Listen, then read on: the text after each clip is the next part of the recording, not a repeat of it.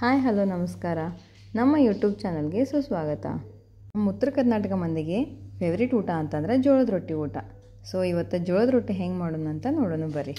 ಮೊದಲಿಗೆ ಒಂದು ಪಾತ್ರೆ ಒಳಗೆ ನೀರು ತೊಗೊಂಡು ಸ್ಟವ್ ಮೇಲೆ ಇಡ್ರಿ. ಪ್ಯಾರ್ಲಲ್ಲಿ ಈ ಕಡೆ ಜರಡಿ ಅಥವಾ ಸಾನಿಗೆಯಿಂದ ಜೋಳದ ಹಿಟ್ಟು ಸಾನಿಸ್ಕೋರಿ. ಸಾನಿಸಿದ ಹಿಟ್ಟಿನ ಮಧ್ಯ ನೀರು ಹಾಕಕ್ಕೆ ಸ್ವಲ್ಪ ಜಾಗ ಮಾಡ್ಕೊರಿ. ವಿಡಿಯೋ ಒಳಗೆ ತೋರಿಸಿದ ಥರ ನೀರು ಕುದಿಯಕ್ಕೆ ಸ್ಟಾರ್ಟ್ ಆಯ್ತಪ್ಪ ಅಂತಂದ್ರೆ ಸ್ಟವ್ ಬಂದ್ ಮಾಡಿ ನೀರನ್ನ ಹಿಟ್ಟೊಳಗೆ ಹಾಕಿ ಈ ಥರ ಹಿಟ್ಟೆಲ್ಲ ಅದರೊಳಗೆ ಕಲಿಸ್ಕೋಬೇಕು. ಇದಕ್ಕೆ ನಾವು ಜಿಗಿ ಹಾಕೋದು ಅಂತ ಹೇಳ್ತೀವಿ. ಇಷ್ಟಾದ ನಂತರ ಜಿಗಿ ಹಾಕಿದ ಹಿಟ್ಟು ಒಣ ಹಿಟ್ಟು ಫುಲ್ ಮಿಕ್ಸ್ ಮಾಡಿರಿ. ಆಮೇಲೆ ಸ್ವಲ್ಪ ತಣ್ಣೀರು ಹಾಕ್ಕೊತ ಎಲ್ಲ ಕಲಿಸ್ಕೊತ ಹೋಗಬೇಕು. ಹಿಟ್ಟನ್ನ ಫುಲ್ ಹದವಾಗಿ ನಾದ್ಕೋಬೇಕು. ಇಲ್ಲ ಅಂತಂದ್ರೆ ರೊಟ್ಟಿ ಒಂದು ಶೇಪ್ ಒಳಗೆ ಬರೋದಿಲ್ಲ. ಇಲ್ಲ ಅಂದ್ರೆ ದಂಡಿ ಎಲ್ಲ ಸೀಳ್ತಾವೆ, ಇಲ್ಲ ಫುಲ್ ಹರಿಲಿಕ್ಕೆ ಬಿಡ್ತಾವೆ. ನಿಧಾನವಾಗಿ ಸ್ವಲ್ಪ ನೀರು ಹಾಕ್ಕೊತ ಹಿಟ್ಟನ್ನ ನಾದ್ಕೋರಿ. ಹಿಟ್ಟು ಫುಲ್ ಗಟ್ಟಿ ಆತಂತಂದ್ರೆ ಹಾರ್ಡ್ ಆಗುತ್ತೆ, ಬಡಿಲಿಕ್ಕೆ ಬರೋದಿಲ್ಲ, ಆಮೇಲೆ ರೊಟ್ಟಿ ಹಿಗ್ಗೋದಿಲ್ಲ. ಮತ್ತು ಫುಲ್ ತೆಳುವಾತಪ್ಪ ಅಂತಂದ್ರೆ ಎಲ್ಲ ಕೈಗೆ ಅಂಟ್ಕೊಳಕತ್ತು ಬಿಡುತ್ತೆ, ಅದು ಬಡಿಲಿಕ್ಕೆ ಬರೋದಿಲ್ಲ. ನಾದಿದ ಹಿಟ್ಟಿನ ಹದ ಕರೆಕ್ಟಾಗಿತ್ತಪ್ಪ ಅಂತಂದ್ರೆ ರೊಟ್ಟಿ ಶೇಪ್ನೂ ಚೆನ್ನಾಗಿ ಬರುತ್ತೆ ಮತ್ತು ಬೇಯಿಸಿದ ಮೇಲೆ ಸಾಫ್ಟಾಗಿನೂ ಬೇಯ್ತಾವೆ. ರೊಟ್ಟಿ ಸಾಫ್ಟಾಗಿ ಬಂತಂತಂದ್ರೆ ಬಾಯಾಗಿ ಇಟ್ಟರೆ ಕರ್ಗಂಗೆ ಆಗ್ತಾವೆ ಮತ್ತು ಅದನ್ನು ತಿನ್ನೋ ಮಜಾನೇ ಬೇರೆ ಇರುತ್ತೆ. ಈ ಥರ ಸ್ವಲ್ಪ ನೀರು ಹಾಕ್ಕೊತ ನಾದ್ಕೊತ ಹೋಗ್ರಿ.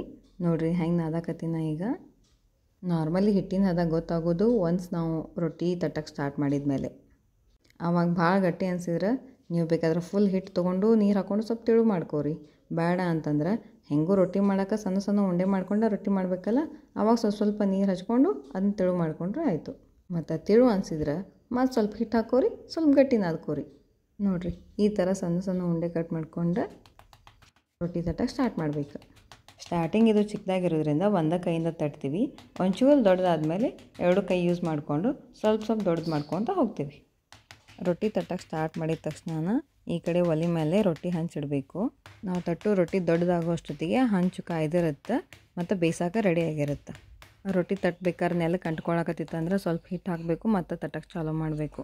ಅದಕ್ಕಂತಂದು ಒಂದು ಪ್ಲೇಟ್ ಒಳಗೆ ಸೈಡಿಗೆ ಹಿಟ್ಟನ್ನು ಇಟ್ಕೋಬೇಕು ಮತ್ತು ಒಂದು ಪಾತ್ರೆ ಒಳಗೆ ನೀರು ಮತ್ತು ಬಟ್ಟೆ ಇಟ್ಕೊರಿ. ನಾವು ನಾರ್ಮಲಿ ವೈಟ್ ಕಲರ್ ಬಟ್ಟೆ ತೊಗೊಂಡು ಯೂಸ್ ಮಾಡ್ತೀವಿ.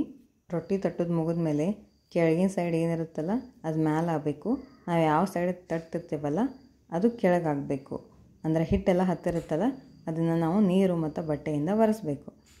ನಾವು ಇನ್ನೊಂದು ಹಿಟ್ಟಿನ ಉಂಡೆ ಅಥವಾ ಉಳ್ಳಿ ರೆಡಿ ಮಾಡ್ಕೋಷ್ಟೊತ್ತಿಗೆ ತವಿ ಮೇಲೆ ಹಾಕಿದ್ದ ರೊಟ್ಟಿ ಬೇಯ್ದಿರುತ್ತೆ. ಇವಾಗ ಇದನ್ನು ತಿರುವಿ ಹಾಕಬೇಕು.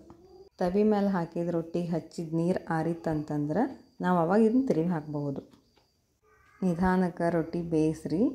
ಹಸಿ ಬಿಸಿ ಇದ್ದಿದ್ದು ಕರೆಕ್ಟಾಗಿ ಬೇಯ್ದಿದ್ದು ಡಿಫ್ರೆನ್ಸ್ ಗೊತ್ತಾಗುತ್ತೆ.